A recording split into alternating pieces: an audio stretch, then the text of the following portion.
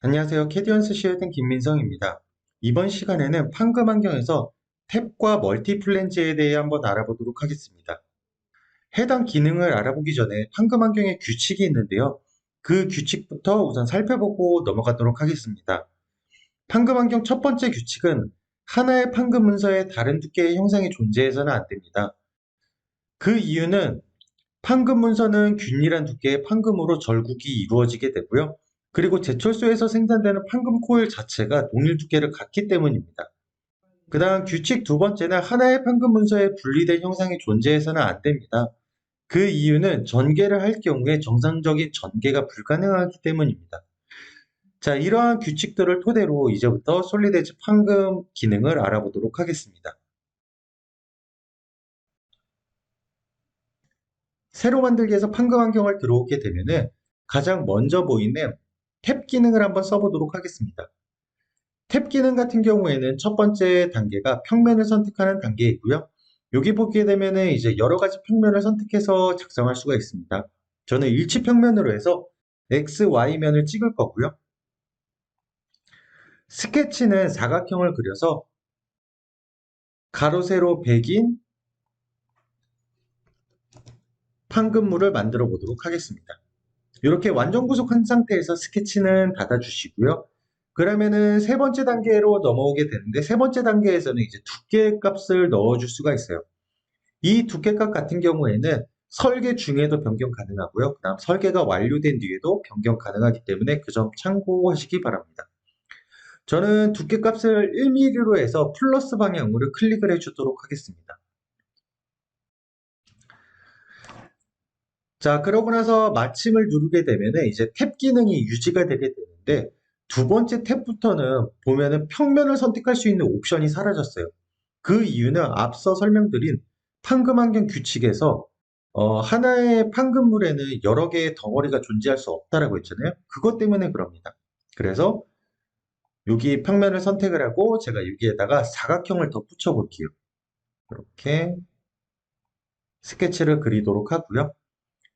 이 사각형 자체가 중요한 게 아니기 때문에 우선 완전 구속은 넘어가도록 하겠습니다. 그러고 나서 스케치 닫기를 눌러주고 그러면은 이번에는 두께 단계가 비활성화된 모습을 볼 수가 있어요. 이것도 마찬가지로 앞서 설명드린 판금 환경 규칙에서 다른 두께의 판금물이 존재할 수 없다라고 했잖아요. 그러한 규칙 때문에 보시는 것처럼 이렇게 일부 기능들이 비활성화되는 모습을 볼 수가 있습니다. 자, 그래서 이렇게 해서 탭과 1, 2번이 만들어졌는데요. 그러면은 만약에 탭 1번에는 이제 두께 단계가 존재했는데 그 두께를 바꾸면 어떻게 될까요? 정의 편집을 눌러서 두께 단계에서 제가 이거를 2mm로 한번 바꿔보도록 하겠습니다. 그리고 플러스 방향으로 클릭. 그 다음 마우스 우클릭을 하게 되면은 탭과 1, 2번이 이렇게 두께가 같이 바뀐 거를 볼 수가 있어요. 자, 그래서 탭 기능에 대해서 알아봤고요. 이번에는 탭 2번은 우선 지우도록 하겠습니다.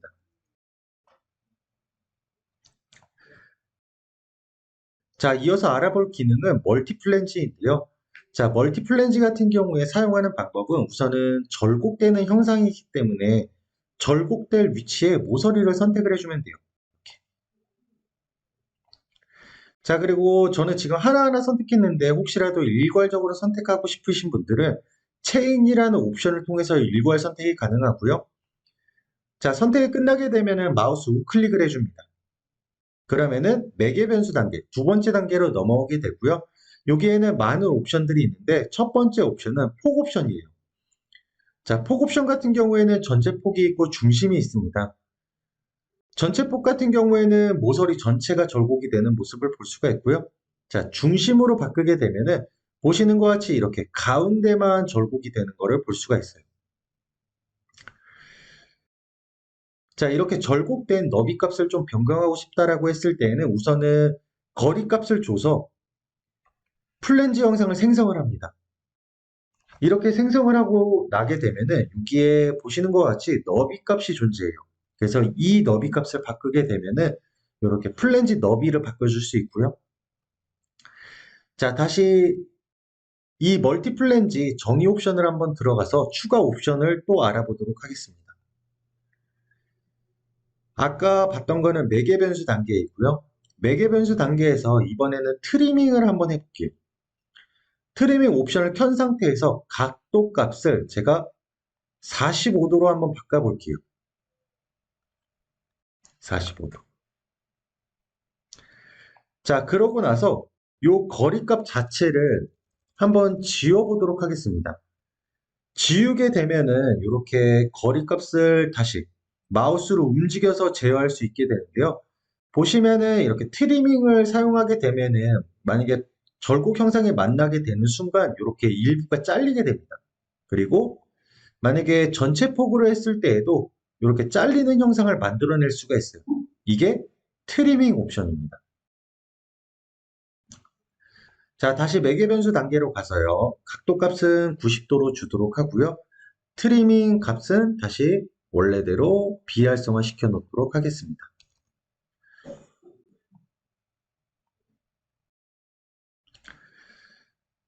자, 그 다음은 측정점이라는 거에 대해 한번 알아보도록 하겠습니다. 측정점은 뭐냐면 제가 여기에다가 거리값을 주게 되는데 그 거리값에 대한 기준이 보시면은 여기 바닥에서부터 시작하는 거를 알 수가 있어요. 근데 얘를 내부 측정으로 바꾸게 되면은 두께값은 빠진 상태에서 거리값을 주게 돼요. 그러니까 똑같이 30mm를 주더라도 이게 내부인지 외부인지에 따라 30mm가 되기도 하고 31mm가 되기도 합니다. 저는 일반적으로 많이 사용하는 옵션은 외부 옵션을 많이 사용을 하고요. 왜냐면 주어진 거리값만큼 딱 절곡이 되기 때문에. 자, 그 다음 측면 단계, 재료 측면이라는 게 있는데요. 재료 측면 같은 경우에도 동일해요. 내부 재료가 있고 외부 재료가 있고 외부 재료가 하나가 더 있는데 자, 내부 재료로 했을 때에는 보면은 예를 들어서 여기서부터 반대쪽 끝까지의 거리가 100이라고 했을 때 얘는 100mm 범위 내에서 절곡을 하게 돼요. 자, 근데 얘를 만약에 외부 재료로 바꾸게 되면은 두께만큼 여기 거리가 추가가 됩니다.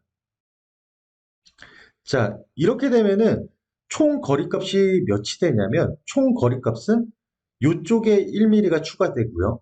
반대쪽에 1mm가 추가가 되겠죠. 그래서 총 길이값이 102mm가 됩니다. 자, 그리고 이제 맨 밑에 있는 외부 재료를 하게 되면은 절곡 반경. 그러니까 절곡했을 때 안쪽에 R값이 생기게 되거든요. 이 R값 자체도 플러스가 되게 돼요. 그래서 만약에 절곡 반경이 1mm라고 했을 때 양쪽에 2mm씩 추가가 되게 됩니다. 두께 1mm, 절곡 반경 1mm. 그렇기 때문에 총 길이로 놓고 봤을 때 얘는 104mm가 돼요. 그래서 결론적으로 저는 이거를 내부 재료로 씁니다. 그래서 측정점은 외부 측정, 그리고 재료 측정은 내부 재료로 해서 많이 사용을 하고요. 자, 이 상태에서 이제 폭 옵션을 중심으로 하고 얘를 한 30mm만큼 이렇게 돌출을 시켜볼게요. 자, 이번에는 어떤 옵션을 써볼 거냐면 여기 옵셋 단계라고 있어요. 옵셋 단계는 뭐냐면 얘를 바깥으로 뺄 수도 있고요. 아니면 안쪽으로 이렇게 집어넣을 수도 있습니다. 그래서 이러한 옵션들을 통해서 다양한 절곡 영상을 만들어 보시기 바랍니다. 자, 그래서 이번 시간에는 탭과 멀티플랜지에 대해서 알아봤습니다. 이상으로 이번 교육은 마치도록 하겠습니다. 감사합니다. 캐디언스 시스템의 김민성이었습니다.